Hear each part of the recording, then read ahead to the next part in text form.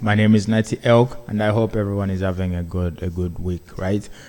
Today we're going to look at what scientists just recently discovered, and if you're a fan of unexplained mysteries, then you have come to the right channel. Don't forget to subscribe so that next time you can just find this channel easily. And also let me know what you think in the comments. Share your views, your thoughts, and let's go.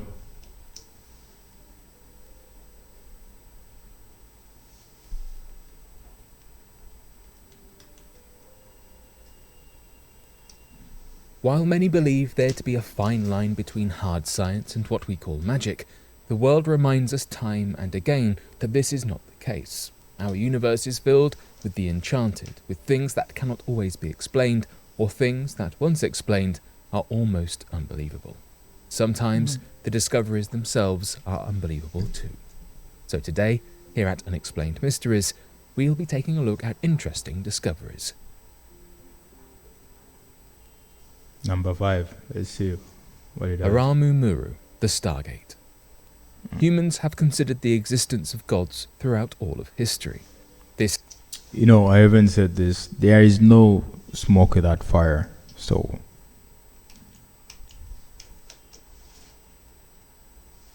Oumuamua, the Stargate. Humans have considered the existence of gods throughout all of history. This has led to innumerable myths and legends about their abilities, their stories, and signs of them upon the Earth. The presence of inexplicable landmarks and structures around the world lend a small amount of credence to such stories, giving them a sense of reality. One such attraction is Oumuamua, also referred to as the Gate of the Gods or the Stargate. Oumuamua is located in Peru and is in close proximity to both Lake Titicaca and the Untouched Mountains. It was discovered in 1996 by a tour guide by the name of Luis Delgado Mamani, when he accidentally came upon the area during one of his hikes. The door of Oumuamua was massive and unmissable. The large door, which had been carved in the side of a mountain, had no inscriptions or markings on it, except for a small hole. There are many stories about Oumuamua. The mountain range close by is considered the city of the gods by locals, who also carry and spread mystical, otherworldly, and inexplicable tales about the so-called Gate of the Gods. Upon hearing of its discovery, they were quick to believe that an otherworldly presence had steered Mamani, the tour guide, to the Stargate. As for the door itself, legend has it that a priest from many years ago found a golden disc that was shaped exactly to match the hole and was able to open the door and enter. Besides the myths perpetuated by locals, many visitors to Oumuamua have claimed to have felt a strange and ethereal energy coming from the hole, or the structure itself. It's thought to be a sort of receiver of energies and frequencies from another dimension, a place that ordinary humans cannot understand or reach. And like many other Incan sites, such as Machu Picchu, they believe it emits lights, sounds, and vibrations that connect the religion to another realm. Because the structure is shaped like a door, it's not surprising that many might think that it leads to another time or space. There has not been much research or attainable answers in regard to how Oumuamua came to be. The area is hard to reach in any scientifically beneficial sense, and the mountain is difficult to excavate, so a lot of what remains to be known comes from stories and myths, passed down from locals to each other and to tourists who visit the site. It's like even when we talk about pyramids, no one really has 100% or full information about the pyramids, right? Same thing with this. Imagine you buy something, you buy an appliance or whatever item you buy without a user manual, user guide. What do? You just start speculating. Tourists who visit the site. The oldest mummy yet. The thought of coming to the end of your life can be daunting and frightening. Images of a body fading away and joining the dirt and dust completely can be unpleasant, but perhaps more unpleasant and yet most intriguing is the idea of a body kept frozen in time, preserved and saved for when it is found and unburied again. Egyptologists and researchers uncovered the body of a man called Hekasheps, at an excavation site near the capital, Cairo, at the bottom of a 15-meter shaft in a recently uncovered group of 5th and 6th dynasty tombs. It's considered, many people, I think they should keep an open mind to the fact that, he was put 15 meters down for a reason. I don't know, maybe they should actually do more research on that particular item or fact.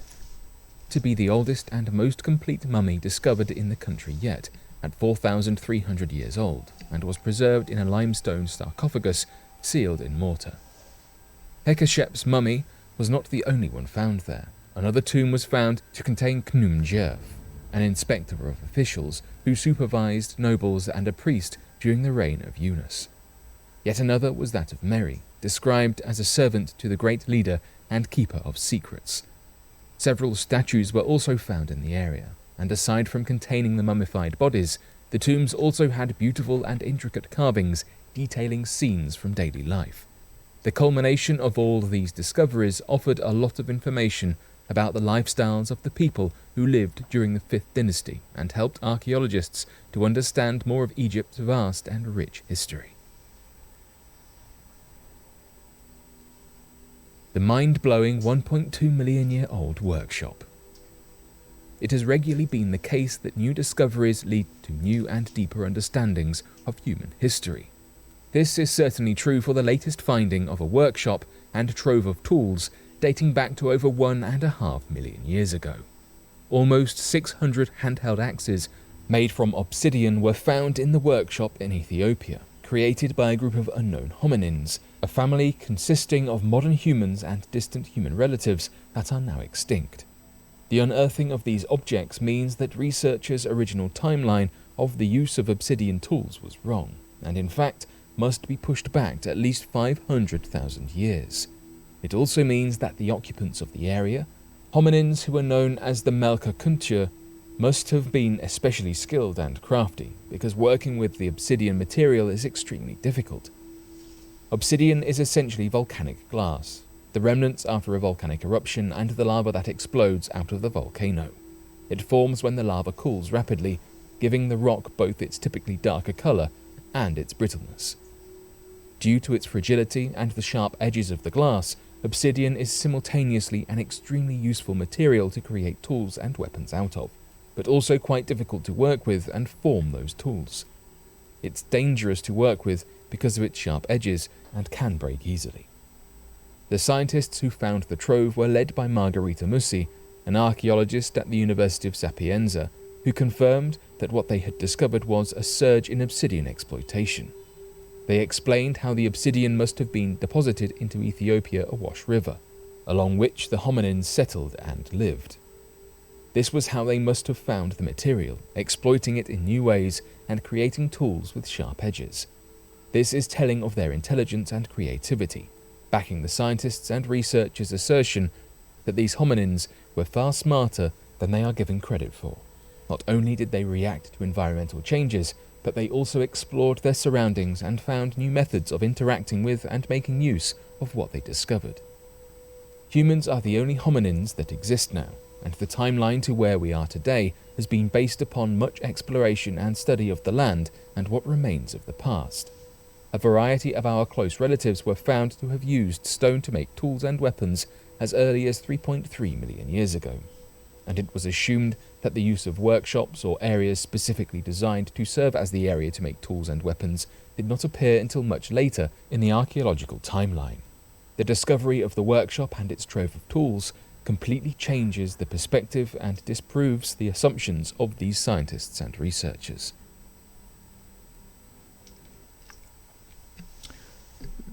Do you guys ever get that feeling that maybe everything we know or everything that we've ever been told throughout history by, I wouldn't say by scientists, but just some of the facts that we've gotten a lot of things wrong, because it's like every now and then there is always new discoveries proving what we knew to be wrong. So just think about it, right? This is not the first time I've heard that, it has to change. What we knew because they had a new or recent discovery. So like, has anyone ever thought about that? Like, why is it that,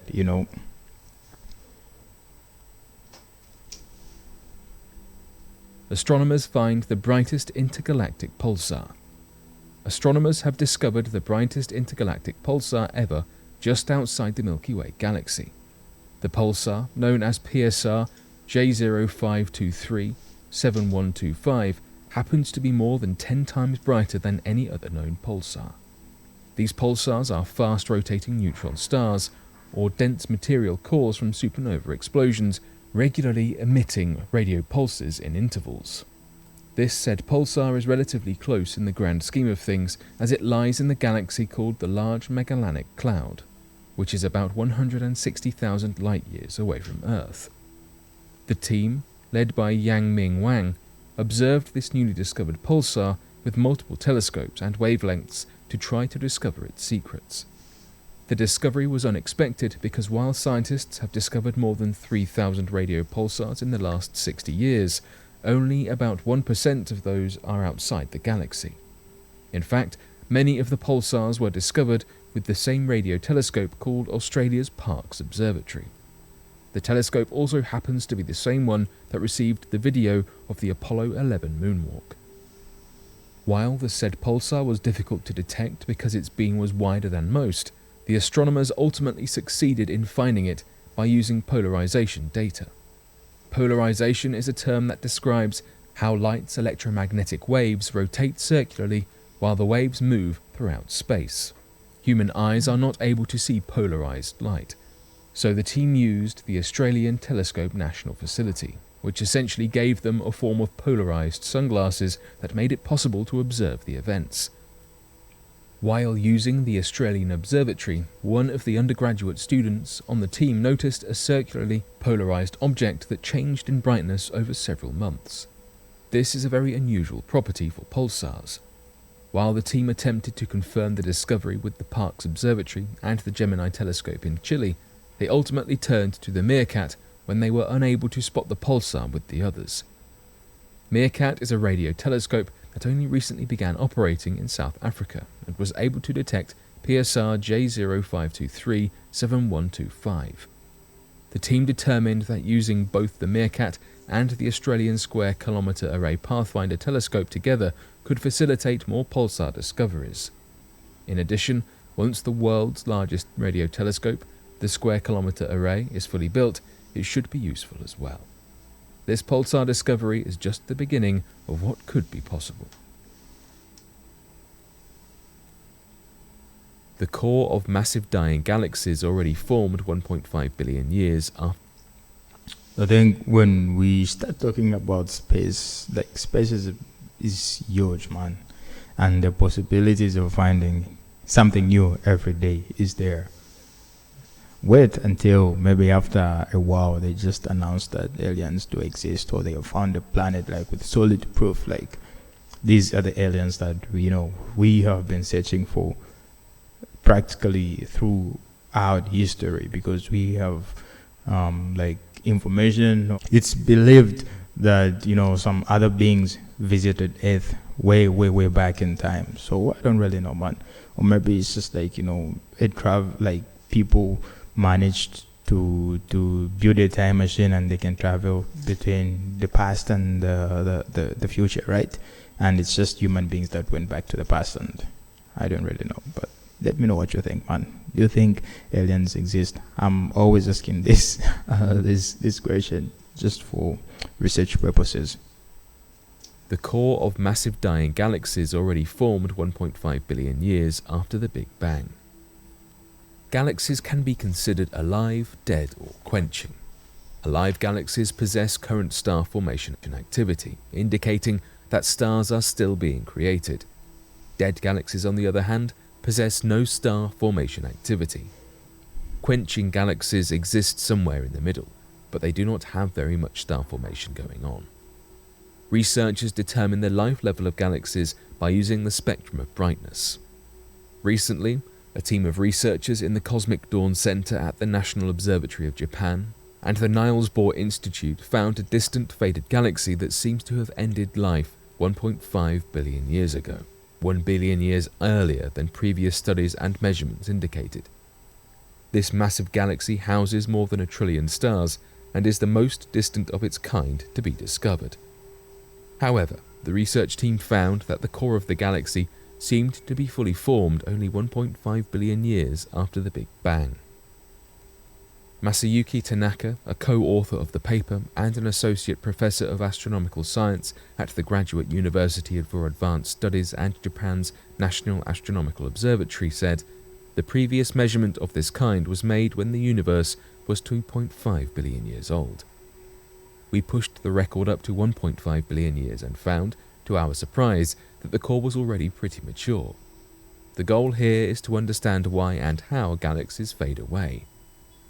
Francesco Valentino, a co-author of the paper and an assistant professor at Copenhagen's Cosmic Dawn Center, said, "The suppressed star formation tells you that a galaxy is dying, but that is exactly the kind of galaxy we want to study in detail to understand why quenching occurs." Astronomers postulate that massive galaxies like the one in this study are historically the first to die. Scientists further assert that studying these galaxies will tell us why quenching occurs. Understanding how galaxies form, flourish, quench, and eventually die is crucial to obtaining a fuller picture of how our universe works. Hopefully, as scientists and astrophysicists continue to research these galaxies, we will learn what truly makes them tick.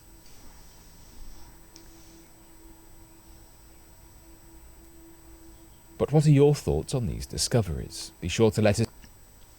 Man, my thoughts are like, I just can't wait for a time where people would be able to move from one galaxy to another without difficulties and without worrying about how much time it's going to take from point A to point B. You get my point, right? Because maybe I just have too much, so like my expectations for the future are just like, way above there. I don't really know, but looking at how things are going, if people or like the kids that we are going to have and our grandkids or great-great-grandkids work really hard, and if they are really going to be smarter than this generation, I think in like 1,000 years, or I don't really know, like with like a century from now, I think, yeah, that might be possible. Anyway, depending on how things go, if there isn't like too much war, because when we talk about war, like World War II, III, or whatever, if there is even going to be World War IV or something, people are going to be fighting World War IV. If World War III broke out like right now, they're going to be fighting World War IV or V with stones and sticks, man. Or maybe just stones, mad and everything. Or maybe I don't even want to go into a lot of details, but you get my point, right? If none of that happens, like there's no war, nothing, people just stick to trying to develop the earth and take care of the earth, I think, yeah, in a century, people like, are going to reach a certain level that we have never reached. Because look at us a century ago, human beings, we never had the kind of technology that we had, like smartphones, good computers and everything. But anyway, let me not bore everyone with stories or my own theories. If you have anything to share, please remember to let me know in the comments, right? And please remember subscribing, and I'll see you in my next video, right? Peace.